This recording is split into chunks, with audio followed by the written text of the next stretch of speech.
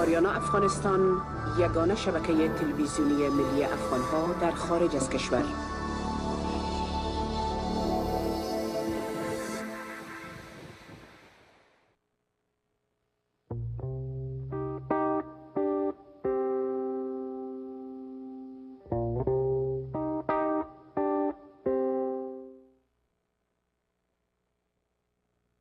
السلام علیکم. بازم خوش آمدید در پروگرام دریچه فردا، پروگرام برای جوانان و نوجوانان. نام من میثم لطیف است. Assalamu alaikum. Welcome to Dariche Farla. Thank you all for coming back and watching for a new episode. Inshallah, today we have a great episode, something different, something nice, and something very relevant to our time now. Today we have a very important speaker from CAIR, Council of American Islamic Relations, and today our speaker is someone relevant to our time because she's young, she's a prominent member in our Muslim community, and our topic is also very relevant to us. As you guys may already know, the tragic events that occurred in France, in Paris specifically this past week, has been something that shook the world, shook the nation in every way, and many people were affected, Muslims, non-Muslims, the families of different sorts of people, and it was very tragic, and our condolences go to the families of the past and to everyone affected by such a terrible tragedy. As a Muslim, and I speak on behalf of the whole Muslim community,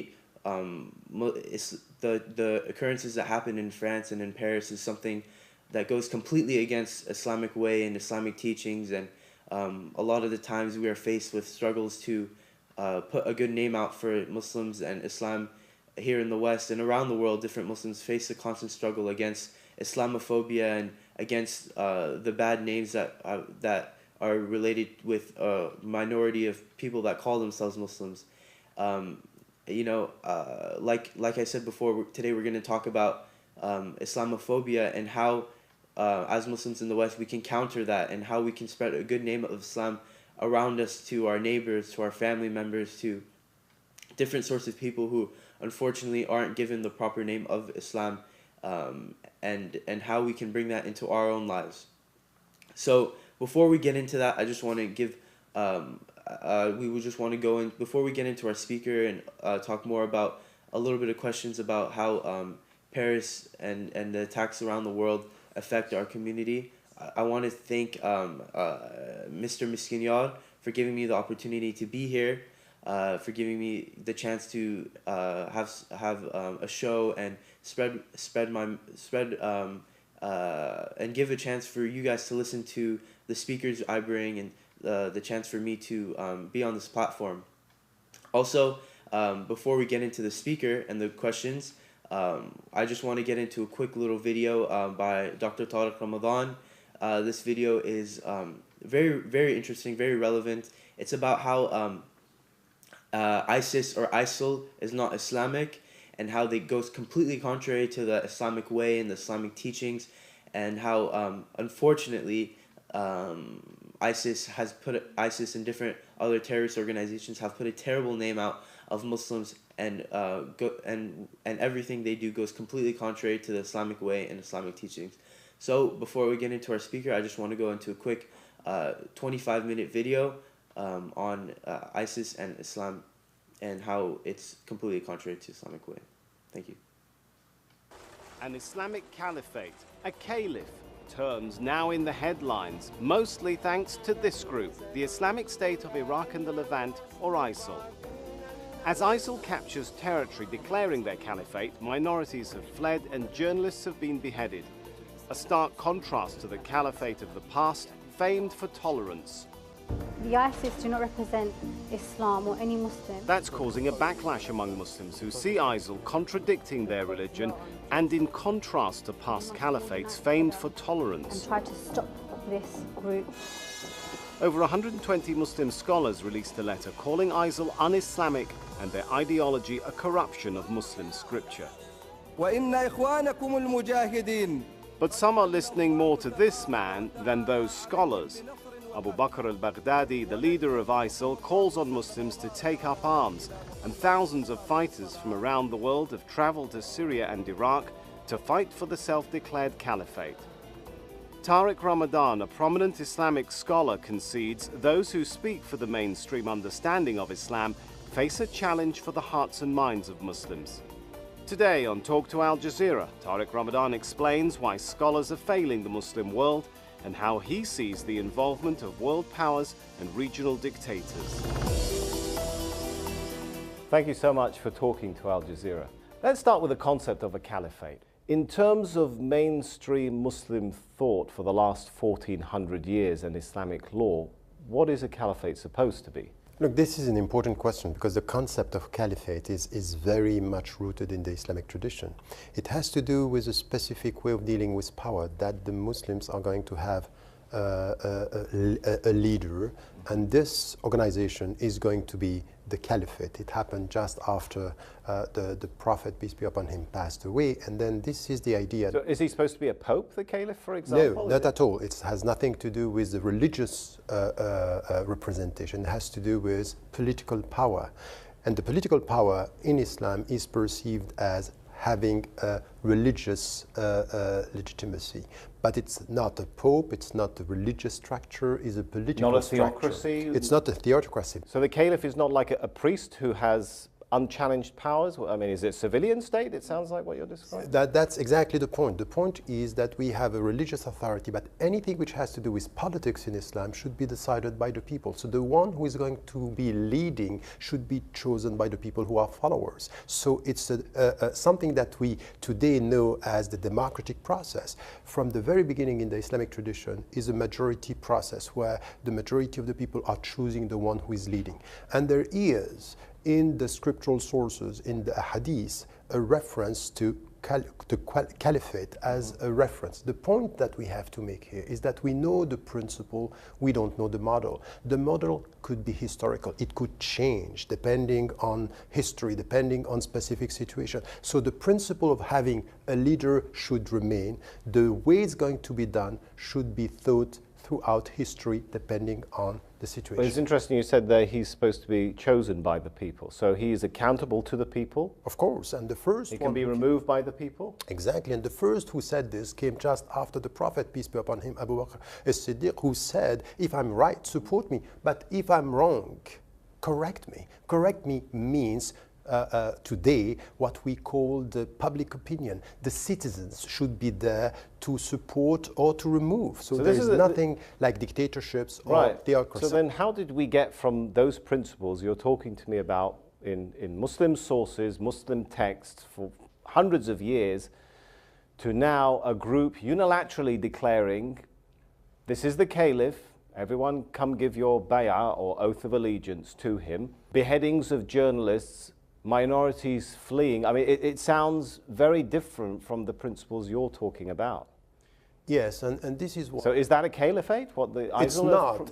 It's not, and why it is not a caliphate. It's just people playing with politics, referring to religious sources. And this is why Muslim scholars, Muslim intellectuals, we have to be quite clear about this. We have to speak the truth and to be quite clear about the fact that if they are not representing what are the Islamic principles, many of the dictators of today are not representing Islam either. They have nothing to do with our principles, because our principles are clear. The one who is leading should be chosen by the people who are followers or citizens.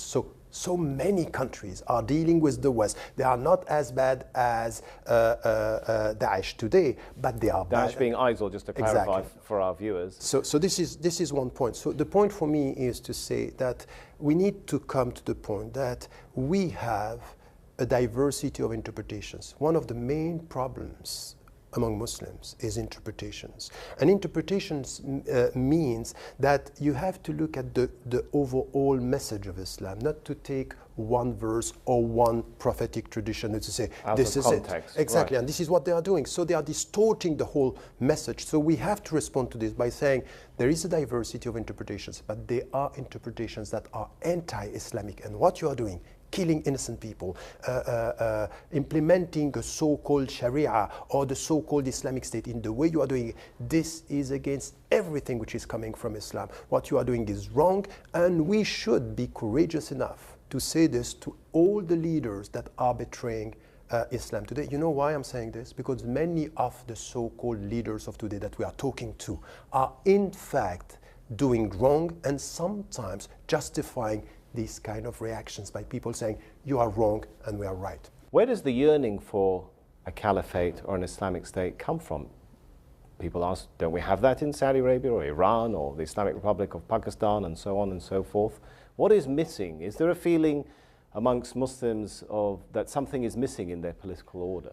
Something is missing, and you need to understand that among the people and even among, powers, Islam now is a brand. It's just a slogan. It's you will get legitimacy if you can qualify what you are doing as Islamic. An Islamic state, Islamic music, Islamic, and then the people are completely driven by emotions and not by critical thinking. So this is the way you get your legitimacy or justification. But one assumes that people eventually see through that and they see that something is missing. What is it in the Muslim psyche that is driving people to think there is something wrong or missing in the political order? Because it's clearly wrong. When you don't have freedom, when you don't have, where everything is driven by corruption or corrupt regimes, of course there is something which is missing. When in your daily life you don't feel that you are respected as a human being, that the basic rights that you should get are not respected, there is something wrong. There is no way in Islam to have anything which is close to Islam if we don't have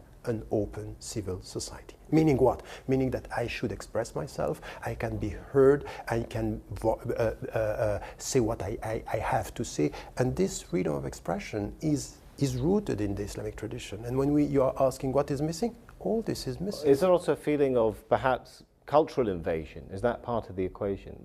Yes. That people are feeling their values are being undermined by globalism or westernization or modernism? And it's true. But at the same time, we have to be very cautious with this victim mentality that we are nurturing by saying this. It's true. Colonial power, the West, the power of the West.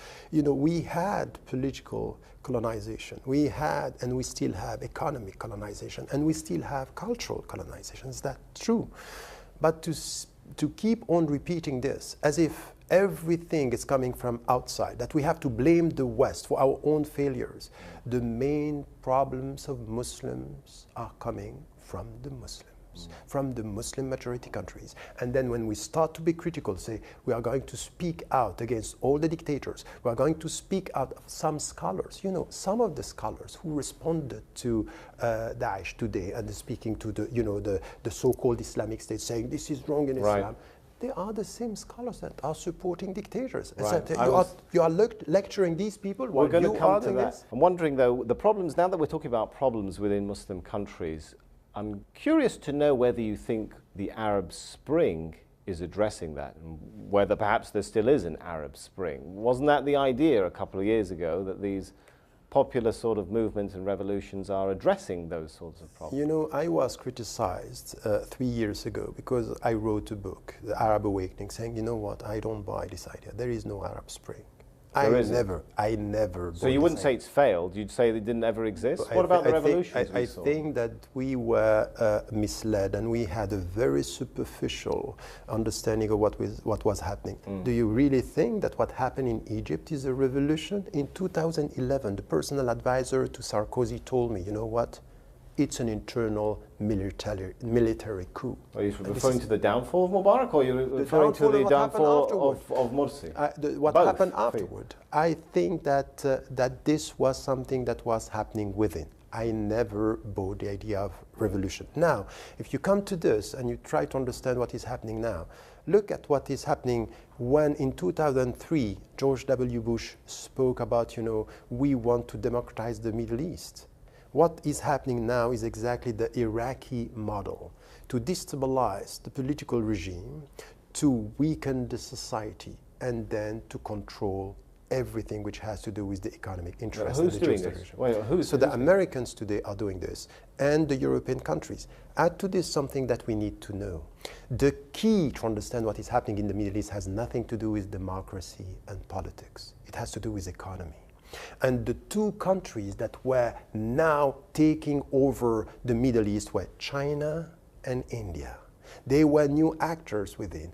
And when you come with destabilizing the region and coming back to security, you are removing China and India from the picture. Who is taking over? America. But surely these are the United States of America. These popular movements Europeans. started from Muslim societies. There were Muslims on the streets, right? Arabs, groups like Muslims, right? Arabs. Yes, I mean, that's fine. As you say, we can't blame everything on the West, can Yes. we? No, As being not to blame. I'm not blaming. Right. I think that they were very smart and we were very naive. This is what I'm saying. Right. And so who do I blame? Again, ourselves. Right. To be so naive to think that this was going to happen and this is going to be freedom. Look at what is the picture now. Which type of democracy you have in Syria? Which type of democracy you have in Egypt? The only country which is trying to find its way is Tunisia. And still today you can see that behind the scene, the French government is playing a very important role in Tunisia. Right. So don't speak about democratization in a naive way, because once again it comes to us. And what the West is doing, it's a very, very smart game to take over and to come back. Now look at the situation in economic terms. The situation is much more under control today than it was before the revolutions. Let's talk about changes then in the Muslim world. It's clear that the rise of such groups as ISIL must have found a vacuum with some level of support from traditional structure in Sunni society, right? I mean, their rapid march into Iraq, is that a sign that Sunnis have signed on to the very brutal ideology of ISIS or ISIL, or is it a sign that they're simply tolerating them, they may not agree with them, to play them off against others? It could be both. I think that first we need to understand that upstream from what is happening now on the ground, there is the Salafi trend. And the Salafi trend is supported by many Gulf states, and the Gulf states are supported by the European countries. And once again, this is very, very strange to see the people who are supporting the Salafi now coming from the other side, supporting the Americans to kill the people that in a way they were nurturing with their upstream ideology, the overall ideology. It's just unbelievable to think that there is, apparently there is a contradiction in terms. If we are more cynical, it might be that all the Muslim Democrats are much more dangerous for the West than the Salafi and the extremists, these people. And this is my point here. I am condemning all what they are doing, saying that this is not Islamic, but I am not going to support the West in the way to respond to this, because in my view, what they are doing was in fact to let them do. Are the scholars failing to be the spokespeople for the Muslim world, the Sunni world, leaving the vacuum to be filled by groups like ISIL? Look, that's a very important question, because we are expecting from the scholars to come with a religious discourse. And it's true that they have to say something, and I'm expecting from scholars to say something about the religious inconsistency and betrayal. But that's not their job then to keep quiet and say, okay, I have done my religious duty by saying it's not Islamic. Because at the end of the day, it has nothing to do with Islam. It has nothing to do with Islam. What is happening now with the American bombing Iraq and Syria has nothing to do with religion. We speak about religion and we say it has nothing to do with Islam. Now let us come to the true reasons of what is happening. And this has to do with politics. And politics, the scholars are not going to speak, because the great majority of them are quite in front of dictators. While the best jihad, remember this, the best jihad is a word of truth in front of the dictator, or oppressor. Which is not what they are doing. But if a group is using religion to justify its tactics, it's saying we're beheading journalists, we're driving out minorities from their hometowns in the name of religion, surely it then becomes the obligation of scholars, of thinkers like yourself, to clarify that and say, actually, you're committing an evil, not a religious duty or any kind of holy mission, right? Correct. And this is what we have been doing. I have been saying this everywhere, that this is not Islam. But I don't want to stop with this, because there are games played from behind the scene, pushing the people. When I was involved, and I spoke with the former president of Mali, when he came to me and said, I don't understand the policy of the French in northern Mali. Telling me, as I heard from soldiers on the ground, it's as if we are letting them do this to justify the French presence afterward.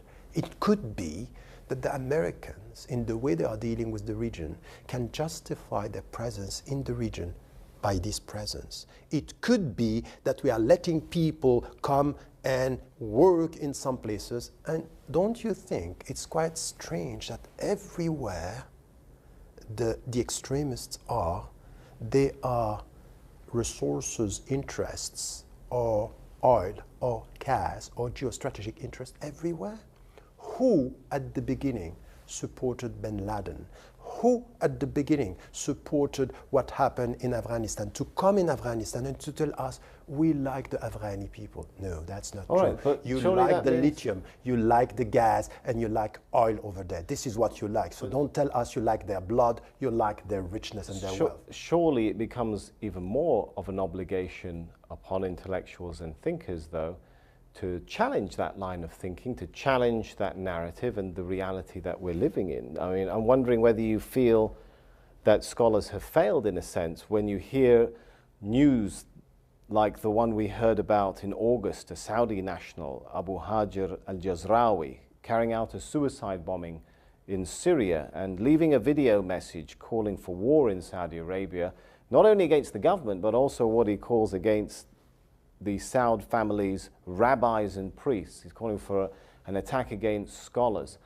Why is it that ISIL have managed to capture the thinking of this young man rather than people like you who are speaking more for the long-standing tradition of Muslim law and culture and religion? I think that there is something that you are pointing out, which is true.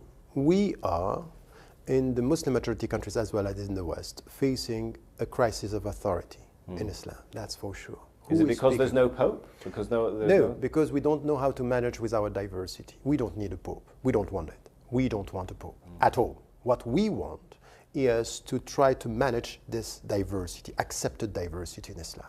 And this was the richness of our history, was scholars disagreeing but respecting each other.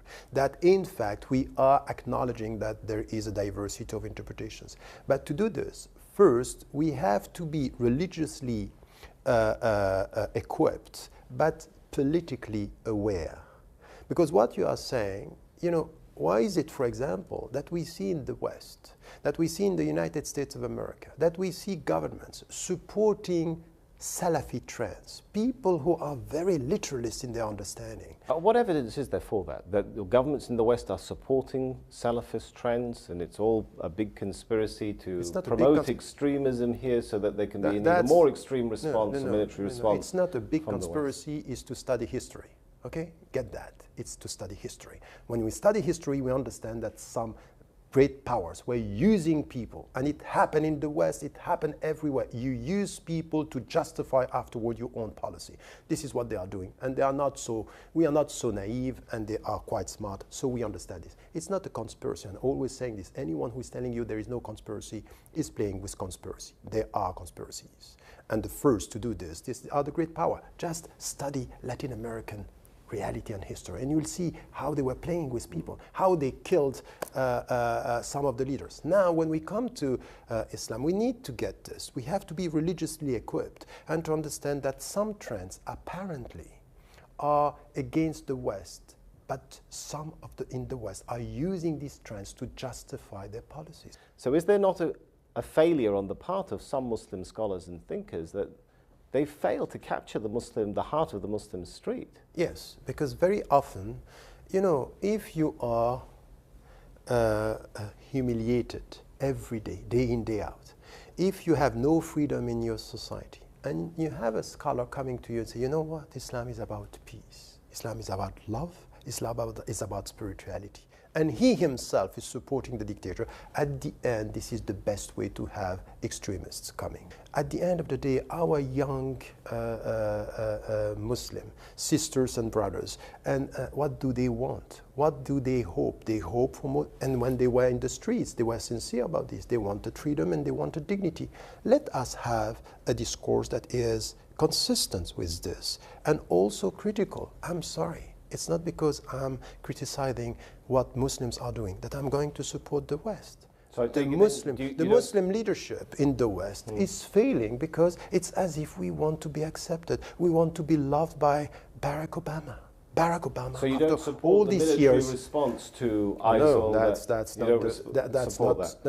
not the answer. That's not the answer. The and when only Barack Obama way, calls for Muslims to come out and join this alliance and if raise only their he voice. would be the first to speak out and to be consistent with his own words. He's asking the Muslims to be consistent, and for the last 6 years, he himself was never consistent. He is the president of words, not the president of actions. What's the way forward? Where will the Muslim world be in 10 years? And who can correct this? Who has to sit down and put the pieces back together in the Muslim world?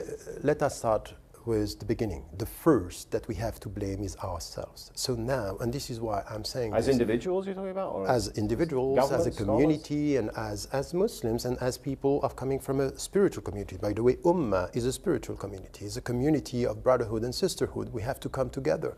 But we have to be self-critical. We cannot just sit down and blame the world. At the end of the day, what we need is more education, more political awareness, and more courage. Just to speak the truth. This is what we need now. And then also in Muslim majority countries. Look, for example, about what is happening in the Middle East. In the book that I wrote on Arab Awakening 3 years ago, I was saying one of the main problems that we have is the relationship between Shia and Sunni.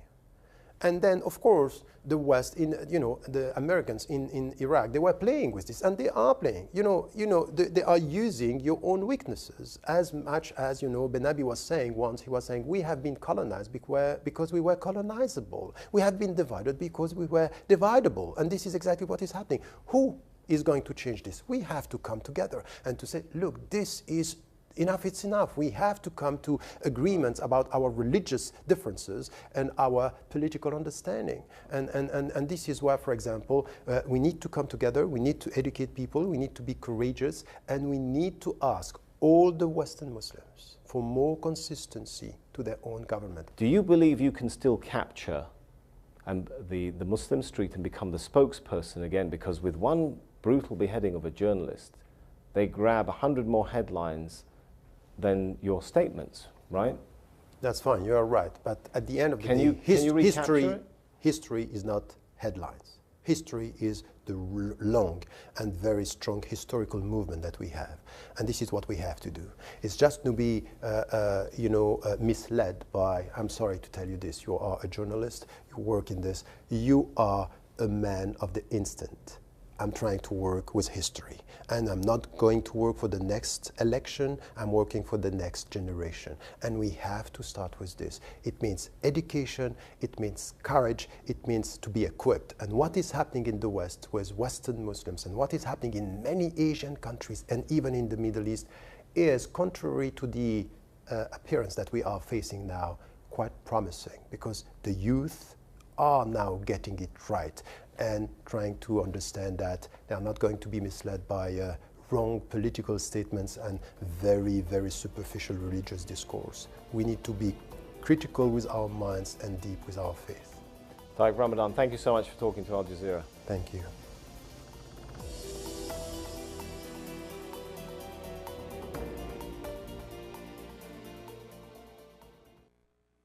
Assalamu alaikum, welcome back.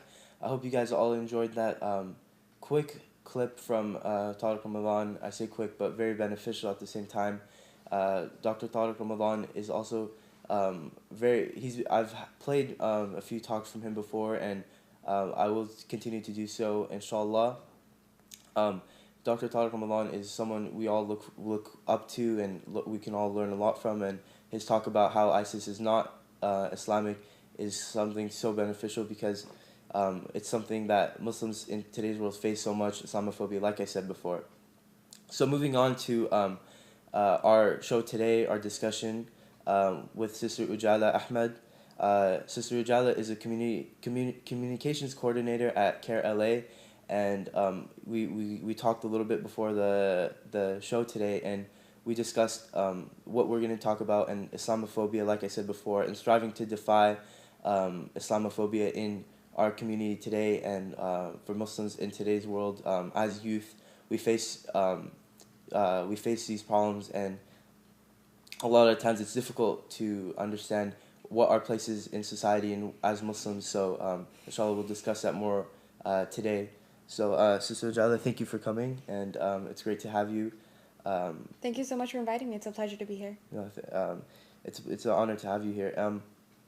Before we go on to our discussion today, we just want to talk a little bit about. I just want you to talk about the topic of Islamophobia and further insights as to the tragic events that have occurred these past few days in Paris and around the world, specifically in Paris. So. Yeah, absolutely. It's very unfortunate, the recent events that are happening. Our greatest, we have so much discussed around the world for what these terrible barbarians who do these things in the name of Islam are doing. We condemn it in the strongest terms possible, and we have our prayers and our thoughts are with the victims of the attacks, of their families, their loved ones. And it's just very sad, because unfortunately, as much as we are grieving with these people, with everything that's happening around the world right now, with the attacks in Paris and just recently in Beirut and Ankara, and the ongoing crisis that's happening in Syria and Iraq, it's just so overwhelming, subhanAllah, with everything that's happening for our ummah and for humanity, really. And it's interesting how you brought up that point, Brother Maysam, that, with that, like, even though we as Muslims, as Muslim Americans, or wherever you're living, I know there's a great viewership of this show on many places outside of America as well. But, as I said, this is all of humanity that's grieving at this moment. But with that, obviously when we find out who the perpetrators are, when they claim to be part of this group that calls itself, quote unquote, Islamic, it creates, or it opens this door that we, again, as American Muslims, as Muslims anywhere, start to fear that backlash of Islamophobia once again. And we've not only seen it with the recent attacks in Paris. Of course, we fear that might add more to the Islamophobic backlash. But even prior to that, and the incidents that have been happening around the world, we've seen here in America itself, with the presidential candidates, with the presidential race that's happening now. It's almost like a fight that candidates are using anti-Muslim rhetoric to promote their propaganda and to, better their rankings with the general American public. And it's awful that they're using that strategy to, to kind of, whatever it is, like gain more support from the right-wing groups or the Republican Party and that sort of thing. I'm sure we've all who've been watching the news are aware of Donald Trump, for example. Like in one of his town hall meetings, he was there was a participant who reached out and said, can we have a problem in this country, and that problem is Muslims. And Donald Trump's response was, yeah, we're going to do something about that. Basically saying, like, instead of, like taking a more poised and more courageous stance and saying that, that's very problematic to just smear the entire Muslim community based off of the actions of a few terrorists.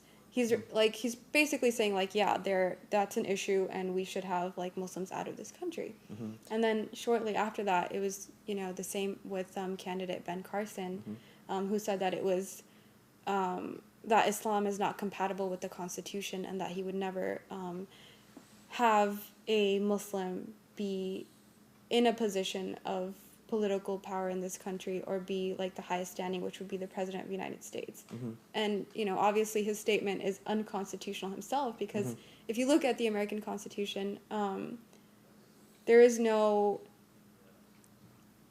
you don't have to be of a particular religion or not be. You could be atheist, you could be Muslim, like that should not affect your ability to have any position in this country. So it's just very problematic that, there's just almost like this fight going on that they want to use anti-Muslim rhetoric to promote their bigotry. Mm-hmm.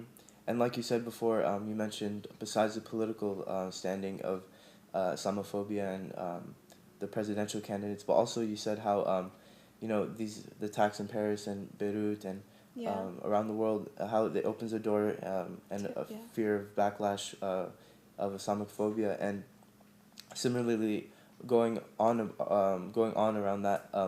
How have these events affected Muslims today? Us as Muslims, us as youth. I know a lot of our viewers are young youth in high school, and a lot of them do face hate, unfortunately, from different sorts of people who are unaware of Islam and how it goes completely contrary to the actions being done by groups of people that don't represent Islam in any shape or form. So how do you think the events occurring affect Muslims in today's world? Yeah, it's very unfortunate. I mean, I know obviously it's always been a struggle. It's a struggle enough for American Muslims. And on top of that, for the youth, it's even more of a struggle of like trying to find their identity and trying to feel comfortable with being Muslim in the classroom, in the school setting, and with their peers. Like there's so much pressure. Just recently, actually, CAIR released a school bullying report, which entails all cases of school bullying that's happened in the state of California. And the reports found that there were twice as much cases of faith-based bullying towards Muslim students, particularly from the ages of 11 to 18, that were experiencing some sort of not acceptance either by their peers in the classroom. So like there would be slurs like saying like, oh, you're ISIS or you're a terrorist, or like girls who are observing the hijab, like there might be like students or someone aggressively like trying to pull it off, or doing something that's like demeaning to them and making those students feel like they are less that they're basically accepting it as it's the norm. Like this is what it means to be Muslim in America, basically. Like they feel defeated. They don't feel like they have anything to say, or that's just like what it's like to be Muslim in America. And that's very unfortunate. We don't want we don't want American Muslims to be marginalized unnecessarily in school and in other settings like that. So, we specifically at CAIR have a number of programs. So basically, for those of our viewers who don't know, CAIR is the largest civil rights advocacy organization for American Muslims, and basically we help level the playing field for American Muslims through protecting their civil liberties, through youth leadership programs, having our voice, amplifying authentic Muslim American narratives in the media. And part of that, as I was saying, Mason, is our youth programs. And so we try to take a more proactive route in engaging our youth. So specifically, there are programs like the Muslim Youth Leadership Program. That's one of our flagship leadership programs for high school youth. And basically, it's like a 4-day summit where students in California go to the state capitol and understand and like sit in the seats of the senators and assemblymen and like pass and like write resolutions, have a debate. Basically, they enact the entire like California like legislative process. And that's a program that we hold because we want our students we want American Muslim youth to be aware of the political process in America, right? A lot of the times, like the reason why some youth and like the Muslim population in general is not as at the forefront of like what's going on and like just being defeated and taking the Islamophobic backlash is because they're not informed of the political process. They don't know they don't know the resources that are there to help them, So how many times have Muslim people, like youth and like adults both, like engaged with the community outside of their Muslim community? So how many of them have been part of their like neighborhood association, or like how many of their parents have been part of the PTA, how many of the students, like, are they also engaging with like school administration, are they doing activities outside of their MSAs, outside of their Muslim student organizations. Like, it's really about expanding outside of your Muslim bubble, letting people know who you are as a Muslim and as a person. So it's not just about like, so it helps to clear out that fear that other people might have of you once they get to know you as a person. So that's very important for the youth to understand. Like, be yourself. Just be yourself. Like, you know, and if someone is like giving you, you know, trouble, like, understand, like, unfortunately, yeah, the media has paint a very negative like portrayal of American Muslims, and, you know, it has very real effects on the community. But they shouldn't let that, you know, interfere with like their desire to like open up and interact with other people, because that very interaction might be the thing that clarifies like for them, like, we are Muslim, we're humans just like you, we have struggles, like, we are like trying to, you know, get good grades and like be good kids and make our parents happy. Like, we have similar struggles. When they get to know you as a person, they'll also learn that, you know, Muslims are just like anyone else. Exactly. So that's one very important point. But going back to CAIR's youth programs, like I was saying, like Muslim Youth Leadership Program that we hold in the state capitol, it's a great way to like let youth be involved and understand the political process, so that as they get older and we pass the baton on to our next generation of leaders, they're more equipped and have a better understanding of the political process and the opportunities around them, and they can be more empowered. So it's basically all in an effort to help level the playing field for American Muslims, politically and socially. And it's great to hear that, like, I went yesterday to the 19th annual banquet of CAIR, and it was great to see how CAIR is providing an opportunity for Muslims and young Muslims to go to the capital, for example, and experience these legislative processes or whatever it may be. Because in my school, I see clubs like Club MUN and different sorts of clubs that go around the world to the capitals and both Sacramento, DC, and I see these students, and I want to become involved, and you know, sometimes I think I should be involved, but I'm not so much involved. But I notice how it helps students broaden their experiences, not only experiences, but also their perspective on how our government works and how legislative processes work.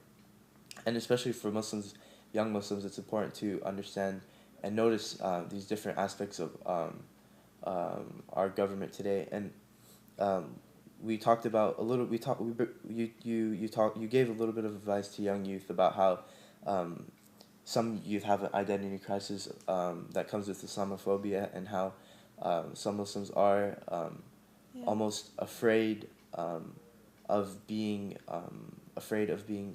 I'm not sure if I should say discriminated, but being separated or singled out. Marginalized, exactly. Yeah.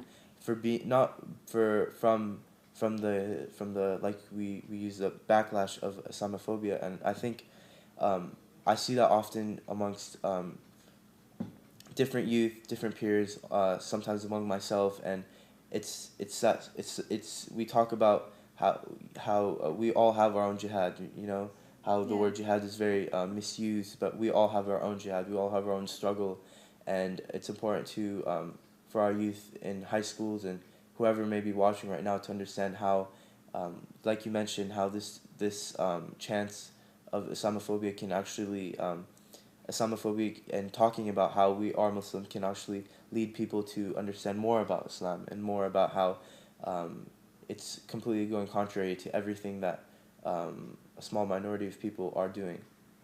Absolutely. So going on, we talked a little bit about the events that happened in Paris, and you briefly mentioned Beirut and other parts of the world. But what about other unfortunate occasions that shook the world, and how have these affected the Muslim community? We sort of touched upon this, but just to go on a little bit more about the responses and the responses to from the Muslim community, and how it affects us today. So yeah, go ahead. Yeah, so I mean, in addition to everything that's been happening, you know, and it's interesting how you were mentioning about the youth case as well. There's so many incidents happening around the world and in America as well, where we are over here right now. If you look at the recent case of Ahmed Mohammed, the 14-year-old boy who brought a clock to school, you know, he was very overzealous and ambitious and very excited to like share his technology that he created, and he had a knack for that, and he brought it to school, and unfortunately he was you know, punished for that because his school thought that he had brought a bomb. So it's very unfortunate, like these kinds of incidents keep coming up, and it affects our youth and it affects the people around us, and it shakes Muslims everywhere. I mean, we like have that very fear that this is why we don't want to, unfortunately, sometimes I feel like this is why youth don't want to be their fullest, or like they don't want to reach their potential because they're afraid of that Islamophobic backlash. But you should, like, don't let that stop you, you know? SubhanAllah, like I look at how he was rewarded in a way, like he got so much like national coverage. He was invited to all these like cool places like Twitter and YouTube and Facebook, right? And even invited to the White House to talk about like his invention. So SubhanAllah, it's like, it's almost like, it's interesting because as much as we hear the backlash, like whether it might be the media who might be miscommunicating what Islam's teachings are, or it might be like elected officials who are using anti-Muslim rhetoric to push their agendas, like subhanAllah, it always comes back that people end up learning so much more about Islam through that process. And I think a lot of people just like had so much like heartfelt and had so many like positive like vibes for this young boy who was like trying to just be himself and invent. So I mean, that's just like one story I'm talking about, like in the case of like everything that's been happening in the world, but more specifically, since we're talking about Islamophobia, like focusing on the youth and that sort of thing, I just thought it was very interesting. You know, CAIR was obviously very involved with the whole process to help with his legal representation and ensure that he was getting the help that he needed. But it's just interesting how it just started that national debate again on like, are Muslims being marginalized, or is this like, why are Muslim youth always like automatically just assumed to be either terrorists or people who are there to cause harm, you know? So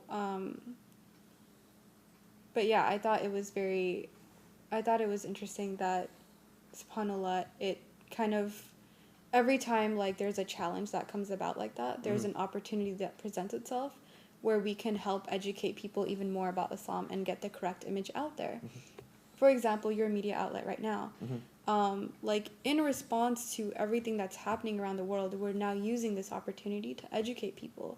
Whether your viewers might be Muslim, but there might be someone who didn't know about Islam, but now they can share it with them about like what happened today or whatever it is that you guys are talking about, and they'll learn more about Islam. They'll learn more that it's that it's very unfair how the media and elected officials will just use like the terrorist group and then paint the entire community to be like terrorists or someone who's like there to cause harm or a threat to America. So exactly. We just want to go into a quick call. We are accepting calls, so اگر میخواین که زنگ بزنین میتونین زنگ بزنین. The number is at the bottom. So yeah, we're just gonna get into one quick call. Assalamu alaikum, Darishi Farah, you're live on air. Assalamu alaikum. Is it live program? Sorry. Yes, you are live on air. Yeah, could you tell me, please? I'm calling from London. What will be tomorrow in London in daytime? The repeat one. Excuse me, I didn't quite understand. I say this program is going to be continued as repeated for tomorrow. Is it in Europe time? Oh, yes, it will be. The timing of the show is, I'm not 100% sure what time it will be in London, but it is aired 1 p.m. Pacific Standard Time here. So I'm assuming that's going to be the same time for you guys, 1 p.m. Your time. So yeah. So London. Okay, thank you. I don't want to take your time. It's a very good program. God bless all of you. And especially for the young generation, which is the Dr. Tariq Ramadan. is a very, very good message to wake up all the young generation. God bless all of you. Okay. All right. We actually have a confirmation that it is 9 a.m. London time. But so yeah, just tune in back 9 a.m. London time. We'll have the replay of the show. Okay, because I would like to have a record, to do record of this Goodman speech. Okay. For future, I can forward it to the young generation to let them know what is the truth. Inshallah. Yeah. Thank you so much. Jazakumullah khairan. Bismillah, Very tashakkur. much. Jazakallah That's all khair. of you. Thanks. Bye-bye. All right. Bye-bye. Assalamualaikum. Sorry. Daddy Chief Allah, you're live on air. Assalamu alaikum. Assalamu alaikum. Assalam. My question is, what can Afghan youth around the world do to stay away from the negativity that the media and their peers, try to enforce against them and try to make them feel bad that all Muslims are terrorists, or, how can we get the youth to feel comfortable about being Muslim? Okay. All right. Thank you so much for your question. Jazakumullah khairan. All right, so thank you to the first caller who called from London. Thank you for your kind words. Inshallah, like we said before, it will play 9 a.m. London time. So please check back for that. And to get to the second caller, thank you so much for calling. He asked about the negativity that youth might face, and how we talked about this before a little bit, and how we can counter that negativity that some of the youth in today's world face. So what do you think? Yeah, so basically, I mean, it's a great question. And like I was mentioning earlier, just be yourself and, open up, like engage with other people outside of the Muslim community, like let them know who you are, get involved in other clubs in your schools, get to know your peers, let them know who you are. And just be yourself. And when they get to know that you are a person just like everyone else, you have your share of struggles, you have your dreams, you have challenges you face day to day as a youth. I mean, and all young people face, let's face it, like all young people have like their share of struggles, they're like on this journey of self-discovery and like learning more about themselves, about their identity. So it's very important that when they interact with others, they communicate that and let them know like they're just like young people like everyone else. The best thing is to just be very sincere and genuine about it, And in that opportunity, you get that chance to educate them also about your religion, about your beautiful faith, about what Islam actually teaches. And use that dawah opportunity, like tell them about the beauty of your faith, without making it obvious that you're like trying to like teach about Islam or anything, but just be yourself. I mean, if people, think that based on what they see from like Al-Qaeda videos or ISIS, and they're always quoting the Quran out of context, right? As we see very commonly, they will say that, they will just like take things out of the Quran and blow it out of proportion and then use it in a context that's not correct. The same way you can teach them about what our book teaches, which is the Quran, and say how, if you kill one person, it's like you killed all of humanity. Just use that opportunity to educate them, like let them know what Islam is. Be yourself and just be engaged. Don't close up into your own Muslim bubble.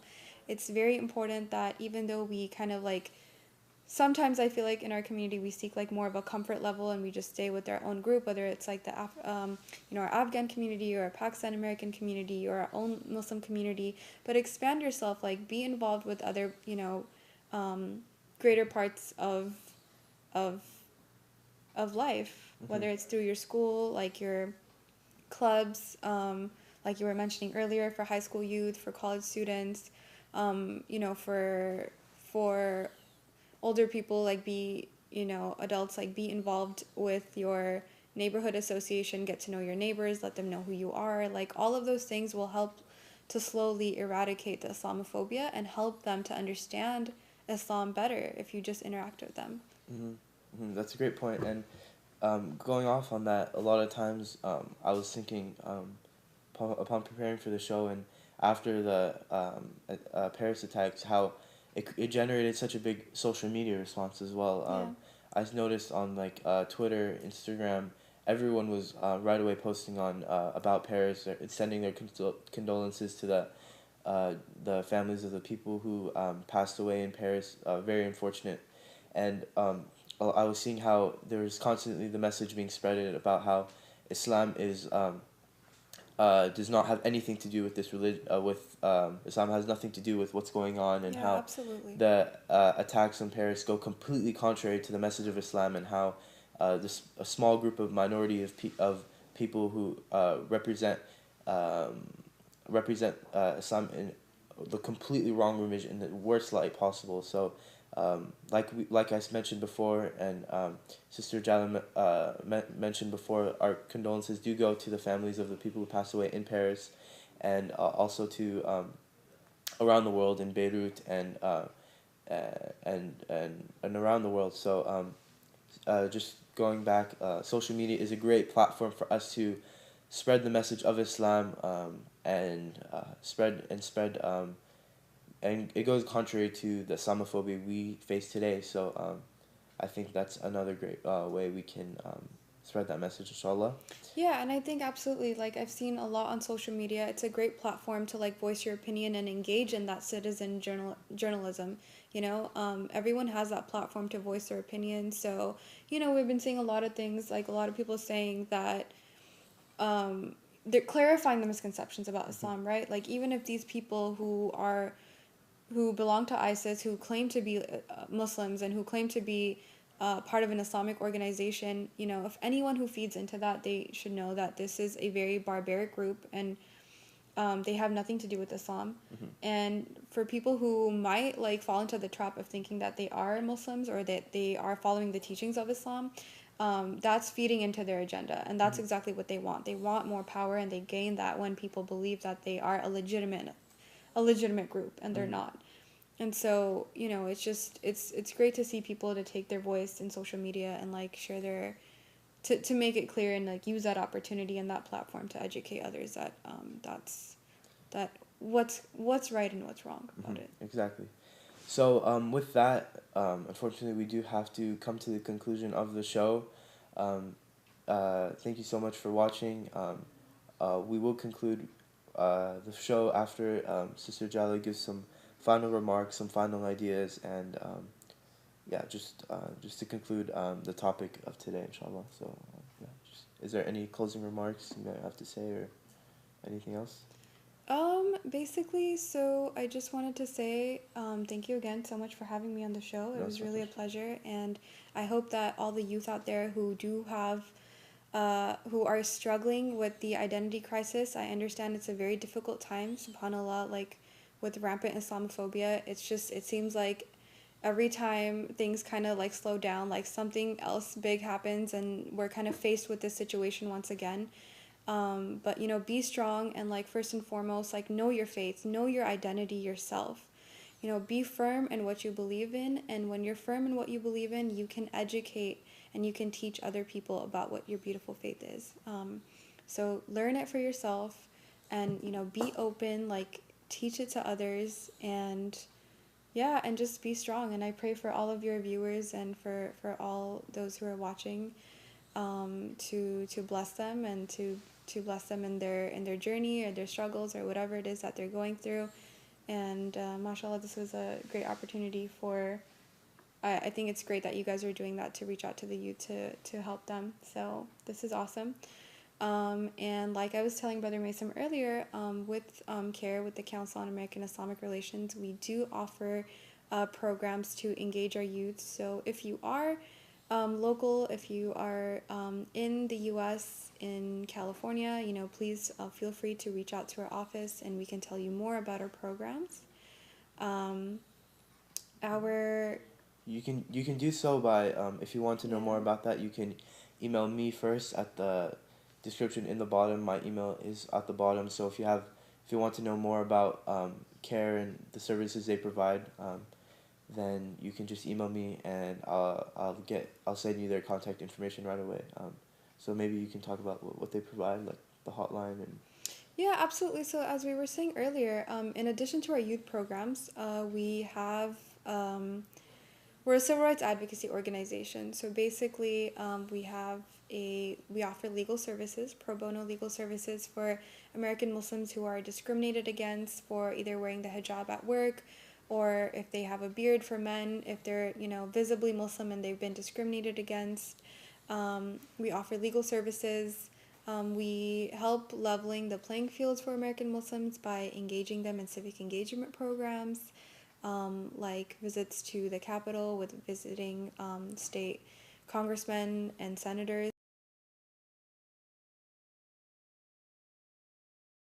Engage with them and better express their opinions or what their concerns are as Americans and as Muslims. And then, as we were mentioning earlier, we have the youth programs as well with our youth department. And we also have been offering authentic narratives of American Muslims in the media as well to help promote a more accurate portrayal of Islam and Muslims in the media. So, yeah, you can find out more information about us. Yeah. So yeah, all you have to do is just email me. I'll definitely send you their information, inshallah. So with that, we will conclude today's show, inshallah. Thank you so much, Sister Ojaala Ahmad, for coming and being on the program. Yeah, thank you again for having me. We had a great discussion, and inshallah you all benefited. Bisar Tashakkur. Inshallah next week we do have another program. So please tune in 1 p.m. Pacific Standard Time to Dari Chifara. Thank you so much all for watching. Assalamu alaikum wa rahmatullahi wa barakatuh.